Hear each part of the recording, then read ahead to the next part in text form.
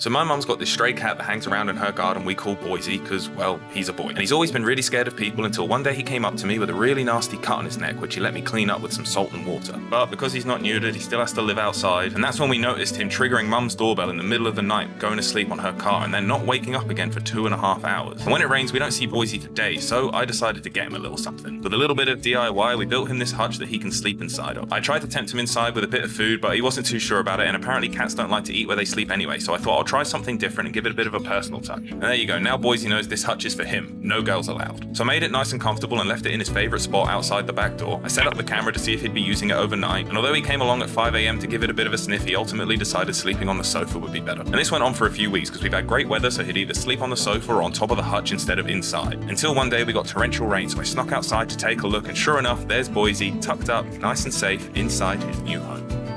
I've been looking after a stray cat for a month now that we call Boise, and he's got a cut on his neck that's just not getting better, so I got to take him to the vets, which means trying to get him inside a cat carrier. And it wasn't easy, he put up a pretty good fight, but ultimately on the third try we were able to dunk him in, although Boise still wasn't too happy about it. The vets had a look and they confirmed Boise's around 8 or 9 years old, he's got no microchip, and he's a very good boy. The vets also removed the dead skin from his neck to allow the wound to heal, and we have to give him antibiotics for another 3 weeks. In that time, we've also given him a de-flea treatment, and he's been able to spend some quality bonding time with our cat Lola. But his neck's healed now, so it's time to get him neutered, which means one final trip to the vet where they kept him in all day to allow the anesthetic to wear off, and they advised us to keep him in all night as well. So I bought him a litter tray, but Boise hated it and would do anything he could to get out of the house. We discussed it as a group and ultimately decided letting him go would be better. So we freed up the cat flap and allowed him to go outside where he did what most cats would do and stood on the other side of the door screaming at us. And that's because he didn't want to leave, he likes it here, he just didn't like being locked in the house. So although I like to think Boise's learned to love me, I'm pretty sure after all this, he's never gonna trust me.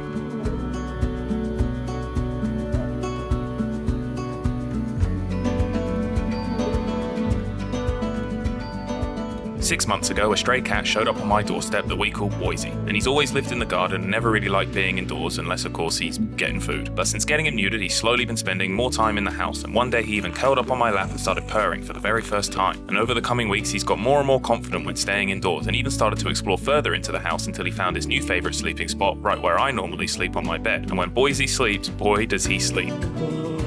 He now spends all day in my bedroom and even cuddles up with us to watch movies at night. It's got to the point where he actually hates being alone, and if I leave the bedroom for too long, Boise will come and stare at me until I return so that he can go safely back to sleep. The only problem is I still have to let him in through the back door every day, so it's time to give him a key to the house, which means grabbing and bagging him while he sleeps for another trip to the vet so Boise can get the microchip he's always deserved and we can register him on our cat flap and teach him how to use it for 24/7 entry. And there you go, Boise is no longer a stray, he has officially become part of our family, although I do worry that he's getting a little bit too comfortable on my side of the bed.